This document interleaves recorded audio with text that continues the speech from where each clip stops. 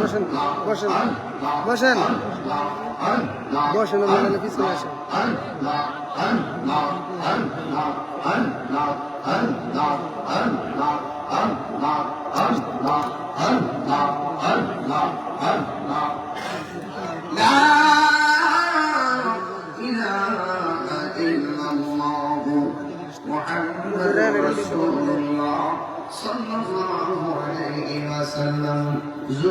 আলহামদুলিল্লাহ আমাকে বিষয় দিয়েছেন সূরা জিলজালের তাফসীর করার জন্য। পবিত্র কোরআনের সূরাগুলো যেভাবে বিভক্ত, একবার হলো মক্কায় নাযিল হয়েছে, আরেক ভাগ মদিনায় নাযিল হয়েছে। আমার যে সূরাটা দিয়েছেন এই সূরাটা মদিনায় নাযিল হয়েছে। জোরে জোরে বলেন না সুবহানাল্লাহ। এই সূরার মধ্যে আয়াত সংখ্যা ৮টি, শব্দ সংখ্যা ৩৬টি, বর্ণ সংখ্যা ১৫৬টি। জোরে জোরে বলেন না সুবহানাল্লাহ।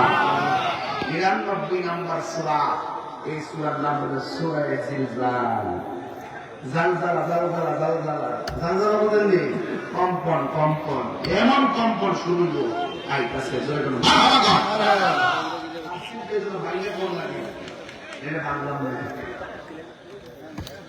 আমার যুবক ভাইয়েরা,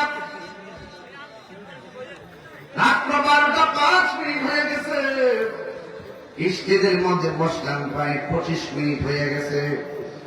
টাইমিংটা কোয়াইট করলাম। সময় এবং স্রোত কাহার জন্য অপেক্ষা করে না, সময় এবং স্রোত কাহার জন্য অপেক্ষা করে না। বন্ধুরে,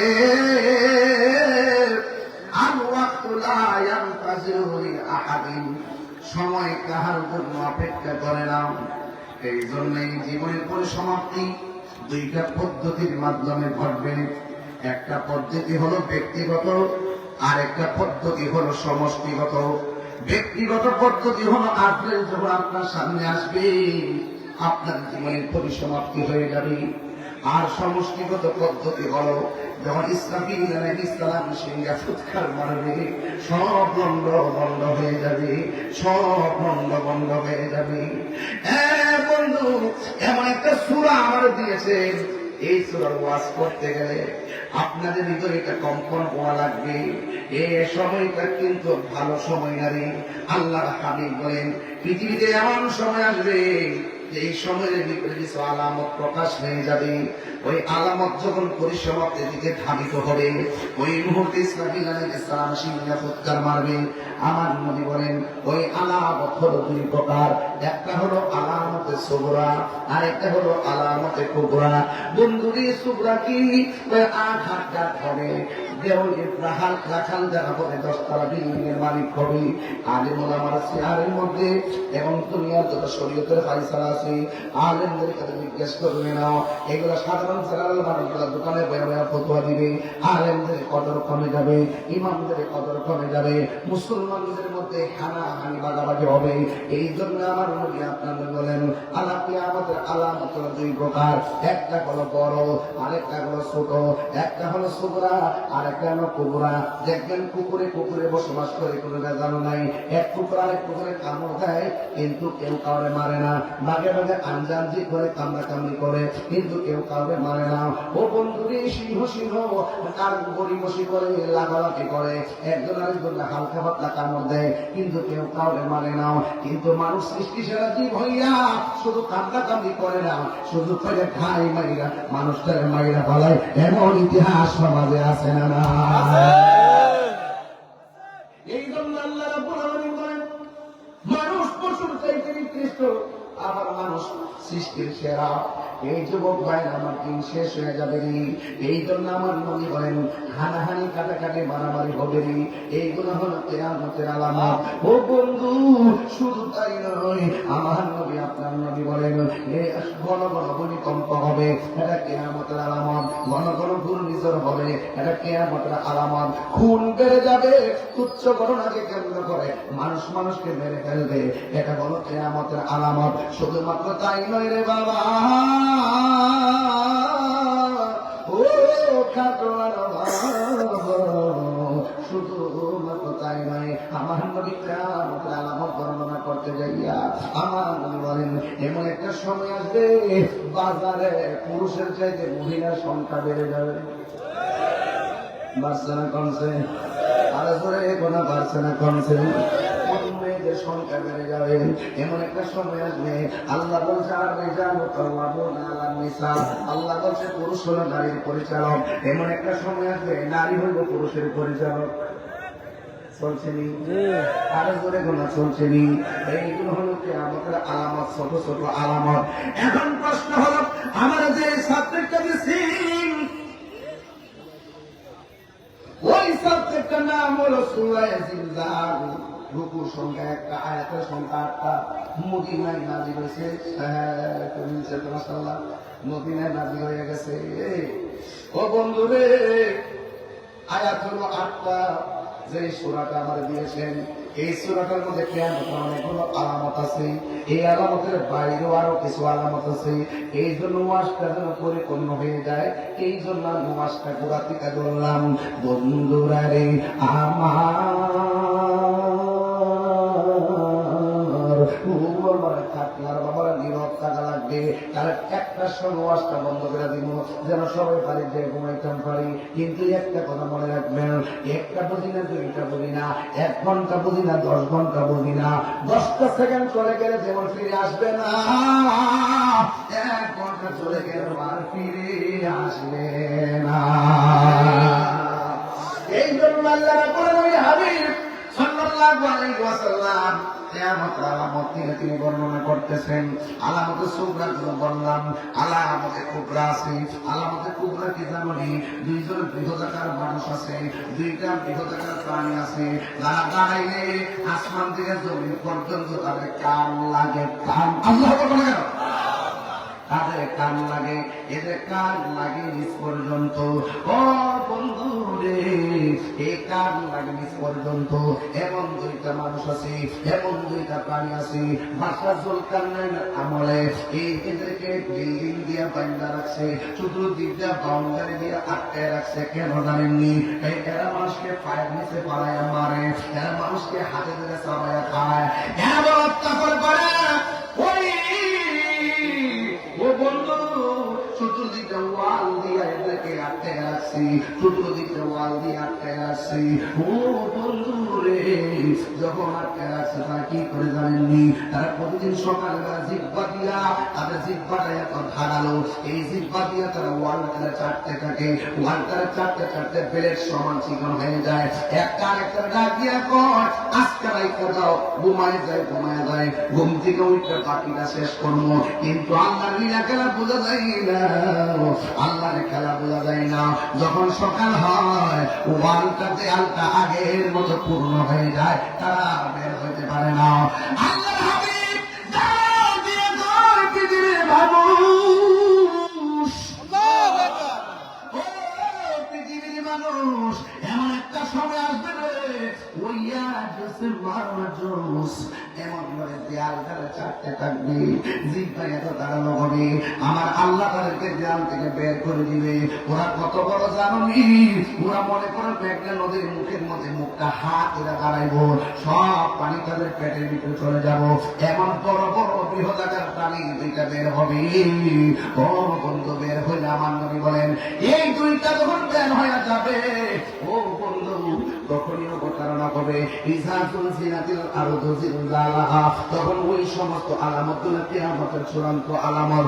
যখন জমিন কম্পন হবে, কম্পন লাগিয়ে মানুষ আসবে, আমার নবী বলেন এরা বের হয়ে গেলে মনে করবে এটা কিয়ামতের আলামতে সুগরা, আলামতে কুবরা।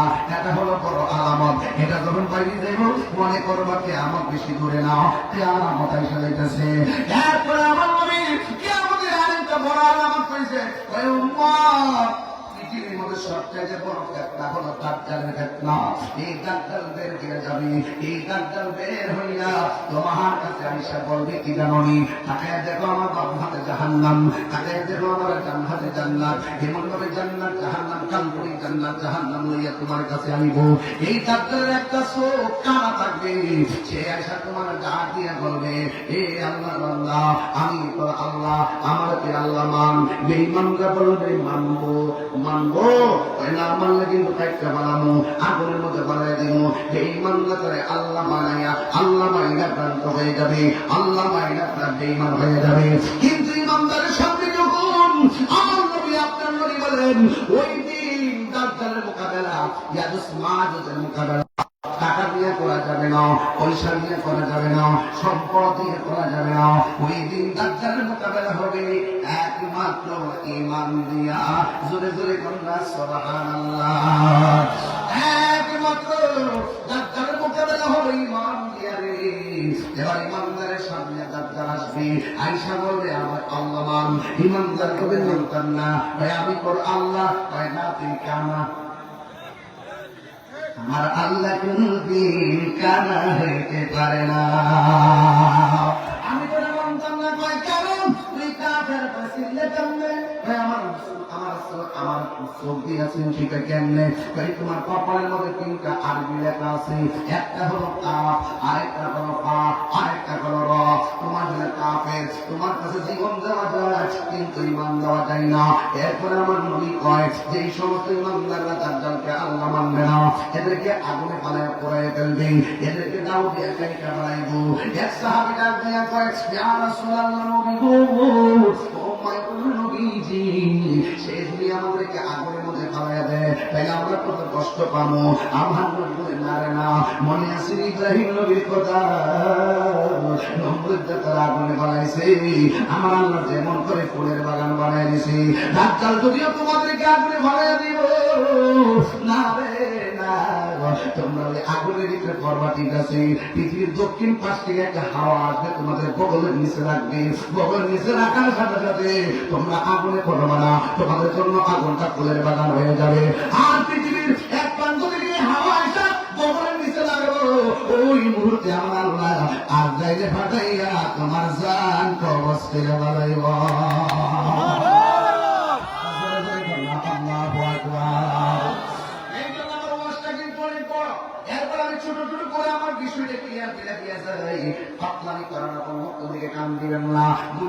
চিন্তা করবেন না,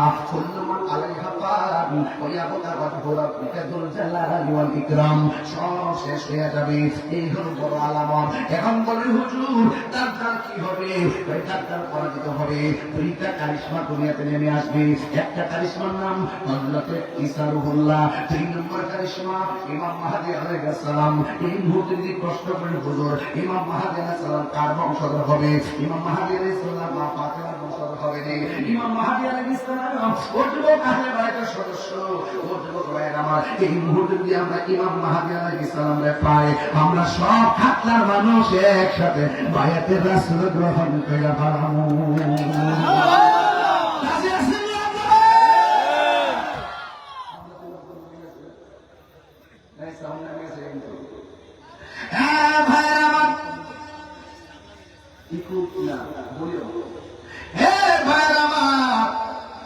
ইমাম মাহদী আলাইহিস সালাম আসবে, ঈসা রূহুল্লাহ আসবে।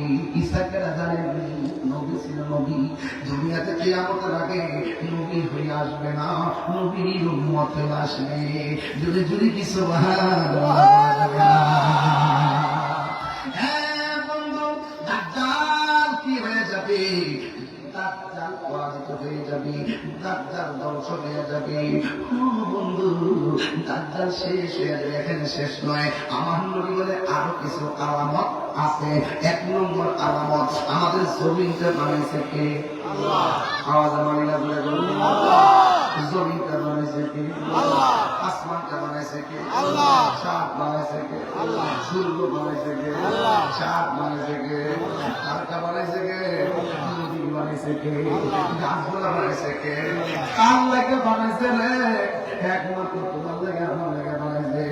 আমরা যেন জমিনে চলতে পারি সব বানাইছে আমার নবীর ওসিলায়। আল্লাযী খালাকাকা ফাসাওয়াকা ফাআদালা, আল্লাহ হলেন তিনি যিনি জমিনটাকে সুবিন্যস্ত করেছেন। ওয়া জাআলনাল নাহারা মাশা, আল্লাহ বলেন আমি আল্লাহ আসমানের মধ্যে সূর্য লাগাইলাম তুমি যেন চলাফেরা করতে পারো। ওয়া জাআলনাল লাইলা লিবাসা, আমি আল্লাহ আসমানটারে বানিয়ে রাত করতে বানাইছি।